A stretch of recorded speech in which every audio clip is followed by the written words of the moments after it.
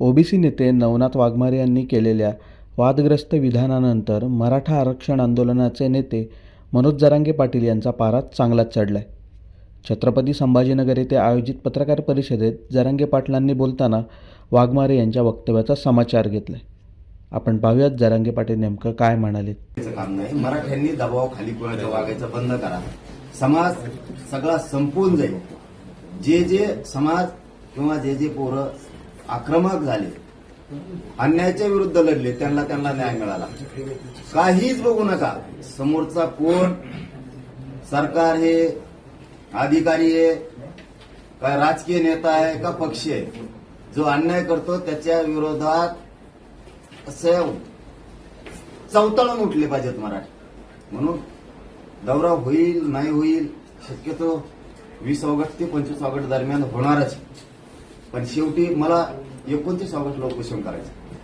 त्यामुळं माझ्याकडेही समाजानं लक्ष ठेवा की मलाही तब्येतीची थोडी काळजी घ्यावा लागणार आहे, आराम करावा लागणार आहे. कारण 29 ऑगस्टच्या नंतर पुन्हा जीव घेणा प्रवास सुरू होणार उपोषणात. म्हणून नाही आलो तर नाराज होऊ नका. तुम्ही तुमच्या खांद्यावर जबाबदारी घेऊन घराघरात गावागावात जा. पश्चिम महाराष्ट्र, कोकण, मुंबई, खानदेश, विदर्भ, मराठवाडा, जिथं जिथं मराठ्यावरती, कुणबींवरती अन्याय होईल त्यांनी एक जीवाने आक्रमकपणाने उठायचं. 29 ऑगस्टच्या आंतरवालीच्या आंदोलनाची तयारी करायची सगळ्यांना विनंती. पटेल, तुम्ही एरवी बोलत नाही ओबीसी नेत्यांवर, पण एक वाक्य तुम्हाला ऐकून दाखवतो. पैसा आणि गोंडस मुलं पाहून मराठा समाजाच्या मुली ओबीसीच्या घरात घुसतात आणि त्यांच्याशी लग्न करतात, संसार करतात, असं नवनाथ वाघमारे म्हणतात. काय असतं बघा, आम्ही कधीही, मी इतका बोलतो पण कोणाच्या लेकी बाळीवरती कधी बोललो नाही. महिलांवरती आणि गोरगरीब समाजावरती बोललो. मी इतका बोलतो की प्रचंड. पण मी कधीच हिंदू असल, मुस्लिम असल, बौद्ध असल, कुठल्याच जातीतल्या लेकी बाळीला कधी बोललो नाही. कधीच बोललो नाही. आणि गरीब समाजाला सुद्धा बोललो नाही, नेत्याला बोललो नाही. पण मराठ्यांच्या लेकीवाळीवरती जर कोणी बोलणार असेल, 100% ती घुरट पैदाश. 100%. कारण ज्यांच्या तोंडातून लेकीबाळींबद्दल असं येतंय जाहीरपणानं मीडियावरती, 100% ही वड्या वगैरेची चावला. खूप खूप जणांनी ही केलेली. आणि ते अंदाजे तसं दिसतंय. पण प्रत्येक माणूस बोलायला लागला की ते हातात हात देण्याऐवजी अगोदर ढुंगण पुढं करतो. म्हणजे ते दिसतं बी. काहींच्या बनकटात दम असतो, याच्या ढुंगात दम. त्याच्यामुळे ते दिसतंय पण तसं. म्हणजे आता कसं आला असं ते समजून घ्या. ही प्रकार करणाऱ्या अवलादी, समाजात दुही निर्माण करणाऱ्या अवलादी आणि समर्थन करणाऱ्याच्या त्याच्यापेक्षा बेकार फायदाशी, त्याच्यापेक्षा बघा. आम्ही नाही कोणाच्या लेकीबद्दल बोललो. आम्ही म्हणलो का दाखवायच्या का दुसऱ्या बाजू बी? मग दाखवायची का? दाखवायची का दुसरी बाजू? तुम्ही जर आमच्या गरीब मराठ्यांच्या, श्रीमंत मराठ्याच्या लेकीबाळींबद्दल असं बोलत असला, तुमचं दाखवायचं का? लय वासुदेव होईल बरं. मग इतक्या नीच थराला जर तुम्ही गेलात ना, मराठ्यांचे पोट्टे गाबडे सुद्धा सोपे नाहीत. मग तुम्ही आता लय वाईट थराला गेलात. आम्हाला त्याच्यापेक्षाही वाईट थराला जाता येत. सुरुवात तुम्ही केली ना आता मराठी सुद्धा त्याच भाषेत तुम्हाला बोला.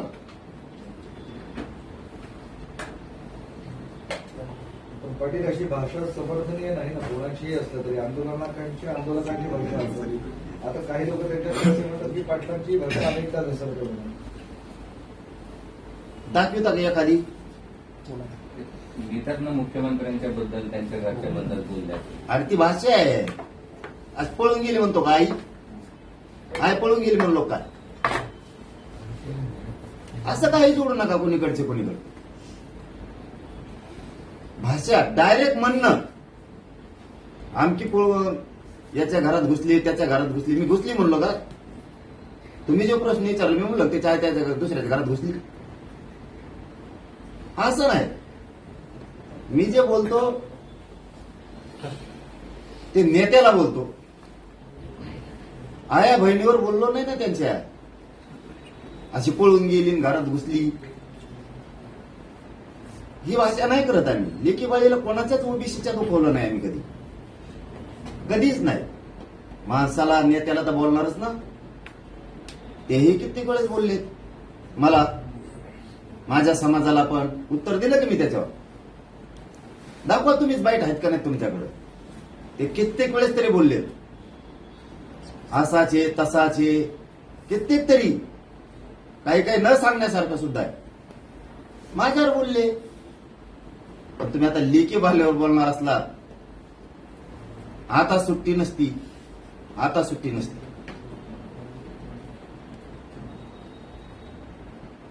लोंढे. पाटील, काल जी बैठक झाली तुमच्या अभ्यासकांची, बरीच चर्चा झाली, दावे झाले, काय ठरलंय फायनली? काही वर्कआउट झालंय का ते?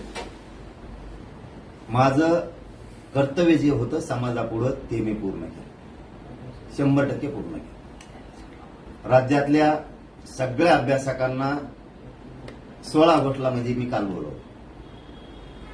29 ऑगस्टला उपोषण करायचंय. पुढचे जे आर कसे काढायचे, मागच्या काढल्यानं काय सुधारणा करायची का, काय काय करायचं याच्यावरती माझं कर्तव्य मी पार पाडलं. उद्या मला मराठा समाज म्हणला असता की अभ्यासक हमेशा विरोधात बोलते, ते हमेशाच म्हणतात आमचं ऐकून घेतलं नाही, आम्हाला दुरुस्त्या सांगायच्या होत्या ते ऐकून घेतल्या नाही, जे आर चुकीचं आहे तर दुरुस्त करा, असा असा करा, हे आम्हाला सांगायचं होतं. पण जरांगे पाटील आम्हाला बोलून देत नाही, बोलविलं नाही, म्हणून निवांत 16 तारखेला या म्हणून सांगितलं होतं. महाराष्ट्रापुढे दिसलं यांना गोरगरिबाशी एकनिष्ठ राहायचं नाहीये, यांना फक्त मराठ्यांच्या विरोधात मराठ्यांचेच असून काही अभ्यासक समन्वयक फक्त यांना बोलायचंय, हे सिद्ध झालेलं आहे. त्यामुळं आता इथून पुढं किमान त्यांना आता मराठ्यांच्या प्रश्नाविषयी बोलता येणार नाही, कारण त्यांची एकनिष्ठता पक्षाची एकच समाजाची हे आता मराठा समाज समोर उघडं झाले. मराठी सरळ म्हणणार आहेत आता, तुम्हाला बोलवलं होतं आले नाही, जे आले त्यांना जे विचारलं त्याची उत्तरं का नाही दिली. आणि मग तिकडे मीडियात बोलायचं. आणि इथं समोरासमोर किती चान्स होता, समोरासमोर मीडियाच्या समोर मी जर चुकीचं आहे तर मला उघडं पाडायचं मीडिया पुढंच. आमच्यापासून लांब जायचं 100-50 किलोमीटरवर मग बोलायचं. त्यापेक्षा इथं मीडिया, इथंच लोक पण आहेत.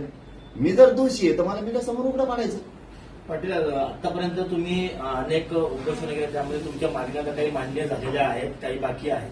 पुढे कुठल्या मागण्यांना घेऊन, कुठली प्रमुख मागणी असेल जी घेऊन तुम्ही 29 तारखेपासून उपोषण करणार? बरोबर.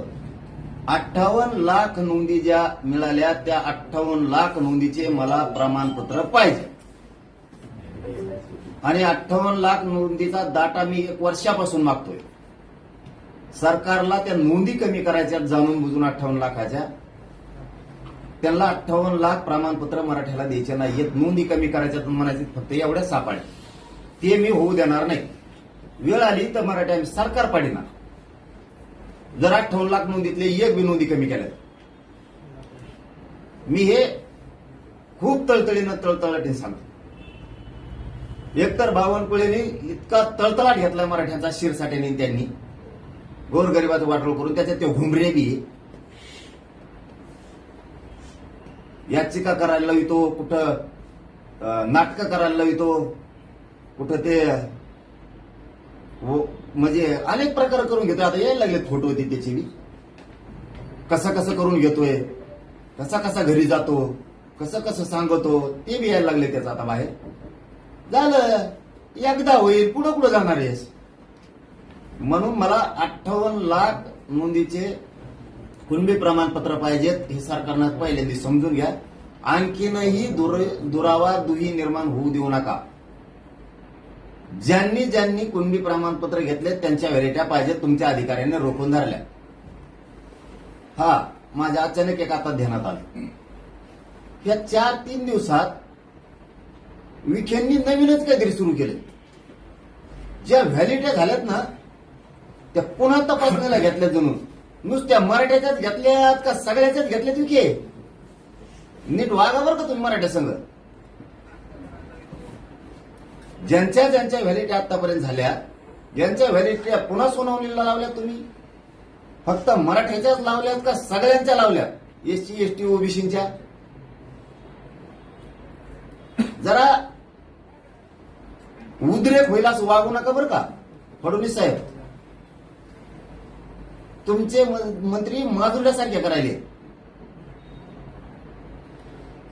तुम्ही लय दूषित वातावरणास वागू नका. तुमच्याविषयी इतकी खतखते सरकारविषयी, विद्यार्थ्यात, व्यापारी वर्गात, व्यावसायिक लोकात, शेतकऱ्यात, दलित मुस्लिमात, मायक्रो ओबीसीत, आदिवासीत इतकी भयंकर चीड आहे तुमच्याविषयी.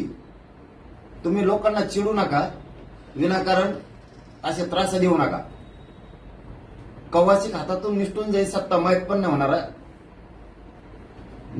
मला 58 लाख नोंदीचे प्रमाणपत्र व्हॅलिट्या पाहिजे. हैदराबाद गॅझेटियरचा JR काढला त्या प्रमाणपत्र आणि ते व्हॅलिट्या कशा देणार? दाखल केलेल्या त्या व्हॅलिट्या पाहिजे. विखे पाटलांना 3 महिन्यापूर्वी सांगितलं होतं. जालन्याला 6 व्हॅलिट्या दाखल केलेल्या आहेत. ते गावडे का गावंडे कुणीतरी त्यांच्याकडे का दिल्या नाहीत आतापर्यंत? त्या पोरांनी इंजिनिअरिंगला ऍडमिशन घेतलेलं आहे. मला सातारा संस्थान, कोल्हापूर संस्थान, औंध आणि पुणे बॉम्बे गव्हर्नमेंट गॅझेटियरचा JRच पाहिजे. एक सुद्धा मी गॅझेटियर मागे ठेवणार नाही. सरसकट सगळ्या केसेस मागे घेऊ म्हणले, केसेस मागे पाहिजे. एसीबीसी, ESBC आणि EWच्या निवड झालेल्या सगळ्या पोरांना नियुक्त्या पाहिजे. पुन्हा म्हणू नका हे उद्या परदिशी 29 ऑगस्टच्या नंतर मी एक शब्दही ऐकणार नाही. बलिदान गेलेल्या कुटुंबातल्या महावितरणसह MIDC आणि ST महामंडळ याच्यातल्या नोकऱ्या राहिलेल्या निधी ताबडतोब द्या. अण्णासाहेब पाटील विकास महामंडळातला एकही परतावा 29 ऑगस्ट पर्यंत थांबला नाही पाहिजे. 28 ऑगस्ट पर्यंत एक पण. सगळे परतावे द्यायचे. 28 ऑगस्टच्या आत सारथीच्या जेवढ्या योजना बंद पडल्या त्या सगळ्या सुरू करायच्या. सारथीला जेवढा निधी कमी पडतोय तो सगळा द्यायचा. पंजाबराव देशमुखांच्या शिष्यवृत्ती योजनेच्या अंतर्गत ज्या ज्या पोरांच्या शिष्यवृत्त्या थांबल्यात त्या सगळ्या द्यायच्या. 28 ऑगस्टच्या आत. परत पुन्हा मी ऐकून घेणार नाही. तुम्ही चुकीचे धोरणं राबवाला तर मराठ्याला येड्यात काढायला. तुम्ही JR काढला मराठ्यांना ओबीसीच्या सोयी सवलतीचा आणि सुविधाचा, लागू का नाही केला? तो 28 ऑगस्टच्या आत लागू होऊन ज्या ज्या मराठ्यांच्या पोरांकडून शाळांनी, कॉलेजांनी 100% फीस घेतली त्यांची फीस वापस करून त्यांना सोयी सुविधा द्या. मागण्या तुमच्याकडे सगळ्या दिलेल्या, तुमच्याकडे प्रत्येक वेळेस त्या लेखी आहेत. त्या मागणीतली एक सुद्धा मागणी शिल्लक नाही राहिली पाहिजे. मग ते MPCच्या पोरांचा सुद्धा तुम्ही मला शब्द दिलेला आहे. त्यांना पुण्याच्या आंदोलनात की त्यांची वय मर्यादा वाढून देणार. सगळ्या जाती धर्माच्या गोरगरिबांच्या लेकराचा वाटोळा करता कामा नाही तुम्ही. मी मागण्या पूर्ण दिलेल्या, जेवढ्या व्हॅलिट्या थांबवल्यात त्या पुऱ्या द्यायच्यात. आता हैदराबाद गॅझेटियरनुसार जे अर्ज आले त्यानुसार प्रमाणपत्र द्यायचे. आणि विशेष 28 ऑगस्टच्या आत हे 4 प्रमाणपत्र जे रद्द केले तर तुम्ही ते मला रद्द केलेले वैध पाहिजे. कारण त्यांच्या व्हॅलिट्या झालेल्या आहेत तरी तुम्ही रद्द राजकीय दबावपोटी केलेले. शिंदेनी सांगितलं त्या शिरसाटला आणि त्या शिरसाटेने केलं. तुम्ही लोक गरम करू नका, तुम्हाला गोडीच सांगतो. आणि फडणवीसच्या सांगणं त्या बावनकुळ्यांनी केलंय. व्हॅलिट्या झालेला असून प्रमाणपत्र रद्द कस काय? बघा, एक तिथलं गौरचं प्रकरण आहे. तिच्या चुलत्याचं कुणबी आहे पुढे लिहिलेलं आणि खाली नुसतं कू आहे. काल सांगितलं मी तुम्हाला. ते म्हणतो वरचं कुणबी आहे बरोबर आहे, पण हे खालचं तुमच्या खाली कुठे डॅश डॅश मारलेले असतात सदर म्हणून. तर कुचं पुत्र होतं, कुलकर्णी होतं, हे अधिकारी. मग कुणबीच्या वर फक्त गु गु गु गु गु लिहिलेले. त्याचा अर्थ काय काढणार आहे अधिकारी? मराठ्यांविषयी किती नीच पातळी असावं. पण यावेळेस आरक्षण गाड्यानं तुम्ही आता मराठ्याच्या प्रतिष्ठेला हात घातला ना. आरक्षण एक दिवस लेट, पण 29 ऑगस्टच्या नंतर आम्ही सरकारची जिरविणारच आता, हो दे का व्हायचं. मग काही सूचना केल्यात का कालच्या तुमचे जे अभ्यासक आले होते त्यांनी त्या हैदराबाद JDCR मध्ये JR च्या दुरुस्ती? काय असते केंद्र सरकार? माझं कर्तव्य मी इमानदारीनं पार पाडलं. माझा समाज संभ्रमित होता. जसं आता सरकारनं 4 प्रमाणपत्र रद्द करून संभ्रमित केला होता, तसं यांचं असं म्हणणं असायचं की JR चुकला, आमचं ऐकलंच नाही, आम्हाला बोलून दिलं नाही, आम्हाला वाचूनच दिला नाही. ठीक आहे बाबा, चुकलं तर चुकलं. 1 वर्षानं तुला बोलून घेतलंय, सांग काय दुरुस्त्या करायच्या. नाही केल्या तर मग मला बोल. नाही ते नाही आता. नाही आता का नाही हे तुम्ही मला बिनत कशावर बोलता? JR चुकला, प्रमाणपत्र मिळालं. मग तुझ्या डोक्यात काय आहे? तिने प्रमाणपत्र मिळते ते मला सांग. मी काढलेल्या JRने प्रमाणपत्र मिळत नाही तर तुझ्या मनाने कसा काढायचा? मग ते मिळतील ना, एक सांगा ना. मग मराठ्यांपुढं हे सिद्ध झालं आता की हे लोक जरांगे पाटील इमानदारीनं काम करतोय, फक्त यांना करून द्यायचं नाहीये. कारण हे कोणाच तरी ऑफिसला आहेत, शिंदे साहेबाच्या तरी ऑफिसला आहेत, फडणवीस साहेबाच्या तरी आहेत, अजितदादाच्या तरी आहेत, विखे पाटलाच्या तरी आहेत. हे कोणाच्या ना कोणाच्या तरी दारात आहेत. तसे यांचे फोटो आहेत सगळ्यांचे. काय काय तर शिंदे साहेबाला भेटून आले, मग उपोषणाला बसली आहेत. काही ना शिंदेचं ऐकून शिरसाटणी बसले. शिरसाट मराठ्यांचं वाटोळं होण्यासाठी तो प्रयत्न करशील बाबा. सत्तेचा आनंद लय दिवस नसतो. निवडून आणायचं, गोरगरिबाच्या हातात हे विसरायचं नाही कवाच. हो, आज तुम्ही शायनिंग करणार, तुम्ही माजोड्यासारखं आंदोलन उभा करणार, बोलणार, पण त्याच्यानंतर तुम्ही आज काय बदला घेतायत मराठ्यांचा मला नाही माहित. आंदोलन मराठ्यांच्या विरोधात उभा करून पाठबळ देऊ, पण हेच लोक पुढे त्या पदावर कधीच येऊ देणार नाहीत. इतके अपमानजनक पाडणार, मग तुमचे झाक उघडत. त्या टायमाला आपण चिल्लर चाळे करायला गेलो, त्याचं माझं काहीच नाहीये. तरी शिंदेचं ऐकून त्याने आंदोलन उभा केलं, मराठ्यात फूट पाडली. ते जाऊ द्या, ते बघतो मी. निवडणुका येणारच आहेत, जाणारच आहेत, ते बघतो. टायमाला मी बी ते खुनशी मी बरोबर करतो. माझं सरळ म्हणणं आहे की मराठा समाजाचे काही समन्वयक आणि काही अभ्यासक जे आटापिटा करतायत ना, हे बदल, हे चुकीचं, हे झालं, हे त्या झालं, बोलल्यावर येत नाही, त्याच्यामुळे खुर्च्या रिकाम्या ठेवल्या. पोरांना बसू दिलं, मला बसू नका कुणी. परत म्हणते गज भरलं होतं. हे बोलावर येत नाहीत, 50-100 किलोमीटर लांब जातात आणि मग इवळत येत. मराठ्यांच्या डोक्यात आलं, हे लोक काही अभ्यासक समन्वयक मराठ्यांची एकनिष्ठ नाही, अजिबात एकनिष्ठ नाही. ते हे पक्षाशी किंवा कोणाशी तरी एकनिष्ठ येतं. जरांगे पाटील निष्ठेने समाजाचं काम करतो, याला फक्त आडोप पडायचे आणि जरांगे पाटलाला बदनाम करायचे. आता मी विचारलं ना तुम्हाला, जनतेसमोर, मीडिया समोर, आंतरवालीतल्या एवढ्या मोठ्या हजारो लोकात, सांगा काय दुरुस्त करायचे. सगळ्याला बोलू दिलं, काही नाही, फक्त आडवं पडायचं, काही नाही यांच्या डोक्यात. तरी आम्ही सन्मान केला, सन्मानजनक सगळं ऐकून घेतलं. तेही वापस गेले, मी पण इकडे आलो. पण मला ते गरजेचं होतं. 16 तारखेला दिल्या टायमावर माझं दुखत असून मी दिलेल्या वेळेस अभ्यासकांचा अपमान होऊ नये म्हणून तिथे गेलो. कशाला बोंबाल तरी मला काहीतरी मी समाजाला देता आलंय म्हणून. तुम्हाला आयुष्यात काय देता आलं नाही तर किमान नाव तरी ठेवू नका.